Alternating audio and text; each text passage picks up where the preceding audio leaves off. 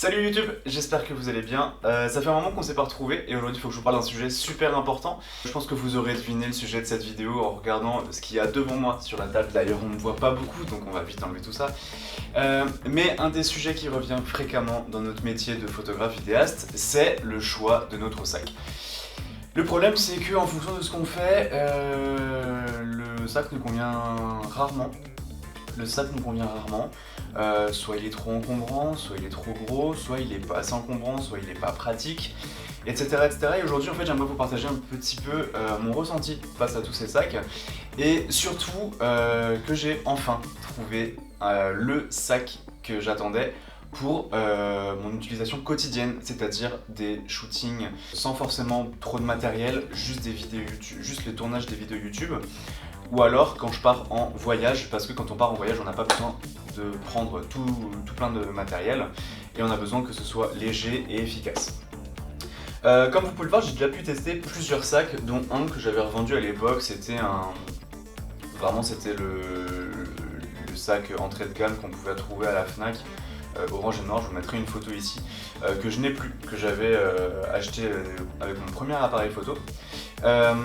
Et direct ensuite, je suis passé sur le Peter McKinnon, qui malheureusement en fait est beaucoup trop gros, beaucoup trop lourd. Et en fait, même si j'étais très satisfait parce que du coup grande capacité en fait, il y avait plusieurs poches, etc. Le gros problème de ce sac, c'est qu'il ne m'a pas duré dans le temps. Peut-être que je suis tombé sur une erreur de fabrication ou quoi, mais les languettes, le problème c'est que les languettes ici, comme vous le voyez, m'ont lâché et la fermeture éclair également quand je le ferme. Donc en fait le problème c'est qu'il m'a pas spécialement duré dans le temps, il m'a duré 2 ans je crois. Bon, je l'ai poncé, je l'ai vraiment poncé, donc ça se trouve c'est bien, mais voilà, j'ai été relativement déçu de ça, sachant qu'en plus de ça, comme dit, il est très gros, assez encombrant quand même mine de rien. Et le problème c'est qu'il ne convenait pas pour mes plus petits tournages où j'avais besoin de moins de matériel. Hop, on va le mettre de côté. Ensuite j'ai investi dans ce Lowepro. Non, juste avant de vous parler de ce Lowepro, il faut que je vous parle de ce petit. Avec l'édition Peter McKinnon, l'avantage... Hop. Avec l'édition Peter McKinnon, attendez, je baisse tout ça parce que l'image ne voit pas. Voilà, avec l'édition Peter McKinnon, j'avais un gros pack en fait, avec plusieurs trucs.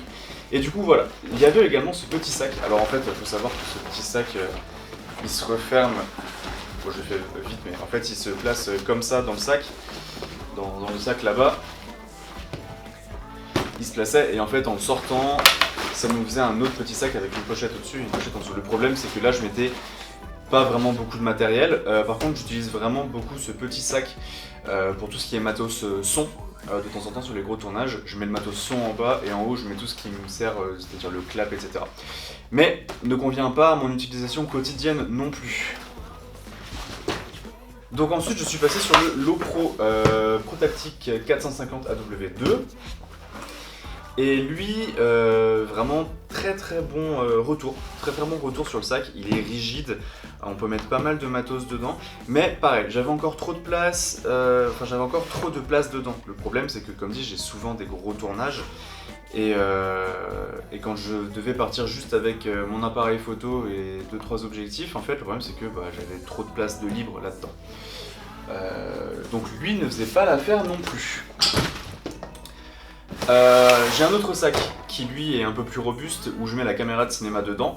Donc j'ai vraiment la caméra de cinéma, je mets la poignée, le moniteur, les batteries, etc. Mais du coup ne convient pas pour mon petite utilisation de photos ou de vidéos YouTube. Vient le moment où, en plus de ça, quand je cherchais ce petit sac, une marque m'a contacté, qui est d'ailleurs le partenaire de cette vidéo, qui m'ont envoyé plusieurs de leurs produits. Aujourd'hui, je vous parle du sac, mais je vous parlerai également d'autres produits dans d'autres vidéos. Mais aujourd'hui, je suis là pour vous parler du sac de KNF Concept.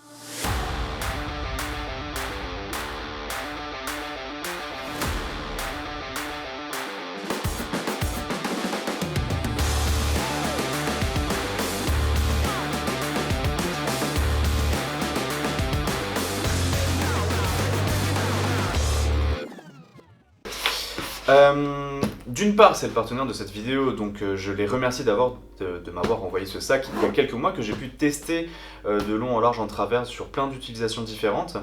Mais également, c'est une marque que j'utilise depuis mes débuts. C'est vraiment une bonne marque que j'utilise depuis mes débuts en fait, que ce soit pour le trépied, les filtres ND au début, les bacs d'adaptation de filtres. J'avais pas mal de trucs de leur marque, du coup quand ils m'ont contacté ça m'a fait énormément plaisir que sur ma petite chaîne YouTube comme vous le voyez qui est pas du tout récurrente et mon petit compte Insta comme vous pouvez le voir juste ici, j'arrive déjà à trouver des partenaires qui en plus de ça m'ont contacté d'eux-mêmes. Donc voilà, je les remercie vraiment très chaleureusement et il y aura d'autres vidéos qui seront produites grâce à eux. Donc voilà, ce sac fait 25 litres, il est très robuste et en plus de ça on peut mettre quand même pas mal de choses dedans, mais convient complètement à mon utilisation. Il y a plusieurs poches, notamment la toute première ici, qui permet de l'agrandir de 4 litres supplémentaires. Donc très pratique si on veut mettre 2-3 trucs en plus. Il y a une petite pochette en plus à l'intérieur. Voilà, où personnellement je range iPad, stylo, etc. si par exemple demain je dois partir en voyage. Alors attendez, en plus avec le petit porte-clés. Donc on ferme ça, mais l'utilisation quotidienne, je n'ai pas cette poche là. Vraiment, moi j'utilise la poche du dessus où je range mon drone en fait avec la télécommande, les batteries en plus et les filtres qui sont juste ici. Les filtres du drone qui sont juste ici, voilà. Donc c'est vraiment là où je range mon drone. On a différentes poches sur le côté, où ici je range le trépied par exemple. Ici on a une poche directement qui permet d'accéder à l'appareil photo. Alors oui, voilà, forcément comme j'ai utilisé juste avant, voilà. On a une poche qui permet d'accéder à l'appareil photo directement et à un autre objectif si on le place ici. De l'autre côté, pareil, on a une poche qui permet de ranger, par exemple, moi j'ai mis une petite chiffonnette parce que je sais jamais où la mettre. Voilà, j'ai mis une petite chiffonnette ici. Vous pouvez remettre encore plein d'autres trucs, hein. Vraiment il y a plusieurs pochettes. Et ici encore une autre petite poche où on pourrait mettre un filtre, une gourde ou quoi, où moi j'ai mis la petite bâche de protection lorsqu'il pleut. Voilà. Je vous avoue que quand il pleut, je l'utilise pas. Le sac est relativement bien imperméable. Je pense que je l'utiliserai le jour où il y a des grosses trompes de pluie, mais ça n'arrive pas spécialement, donc voilà, elle est là au cas où avec moi. Derrière, on a une petite attache ici pour les valises, ultra pratique. Du coup j'ai ma valise en bas, je la place sur la poignée et ici après ça me permet de tirer. Je n'ai pas de photo en illustration, mais voilà. On passe à l'intérieur du sac. Alors, le problème c'est que je n'ai pas fait mon sac, hein, donc voilà. À l'intérieur du sac, qu'est-ce qu'on a? Ici on a une pochette pour l'ordinateur, que j'utilise également régulièrement quand je pars en voyage. Ici, du coup on a la place pour l'appareil photo qui est en train de me filmer actuellement. Je vais vous montrer comme ça, c'est plus simple. Ici, petite soufflette, et c'est là où je mets le micro également. Ici je mets le 70-200 qui rentre parfaitement. J'ai le 24-105, le 51-8, d'ailleurs on va remettre le petit capuchon, voilà. Le 24-105, le 51-8 et la bague d'adaptation macro qui peut servir.